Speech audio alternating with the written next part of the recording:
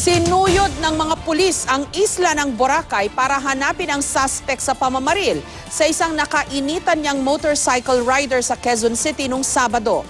Naglabas na rin ang lookout bulletin order ang DOJ laban sa suspect. May report si Cesar Apolinario. Isang Facebook user ang nagpadala sa akin ng mga litratong ito kagabi sa pamamagitan ng Facebook Messenger. Ang isang litrato may caption na, "Alam ko kung nasaan si Fredison Ong." Ang tinutukoy niya, si Fredison Ong Atienza, ang 46 na taong gulang na poker player na suspect sa pamamaril at pagkakapatay sa motorcycle rider na si Anthony Mendoza dahil sa away trapiko noong Sabado. Ipinakita namin kay Quezon City Police Chief Superintendent Guillermo Eleazar ang mga litrato.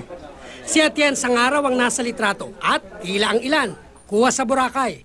Pero sabi ni Eleazar, mahirap sabihin kung kailan kuha ang mga larawan. I decided na i-announce sa public na cited siya at naniniwala tayong naandun pa rin siya, maaring may nagbibigay ng protection sa kanya. They are harboring this suspect in that island.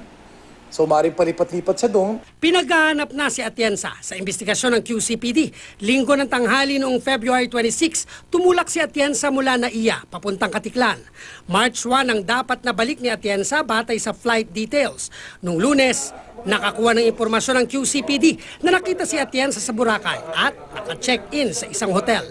Regular na bisita raw sa naturang hotel si Atienza ayon sa Boracay Police. Lumipat na raw ng hotel si Atienza pero nasa Boracay pa rin.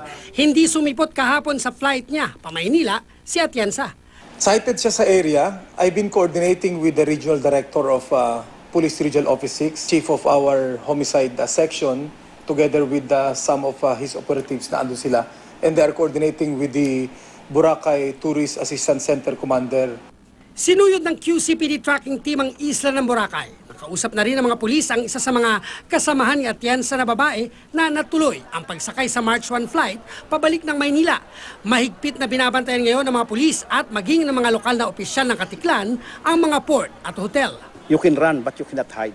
Na meron na kaming na-interview yung unang kasama niya na dumating, nauna na yung isa, bali sa ngayon may kasama siyang isa, babae na lang. Dalawa na lang sila. Ang takot ng pamilya Mendoza baka raw matakasan ni Atienza ang batas. May ginawa ka ng krimen, nagbakasyon ka pa, talagang ang tapang lang din talaga ng apog mo. Talagang hindi ka natatakot na lumantad. Hindi mo maaalis sa amin na isipin na sino yung tao sa likod niya, bakit ang tapang niyang ma-expose sa ibang lugar. Kagabi naglabas ang DOJ ng lookout bulletin laban kay Atienza. Patuloy naman ang police manhunt operation laban sa suspect. Cesar Apolinario, GMA News.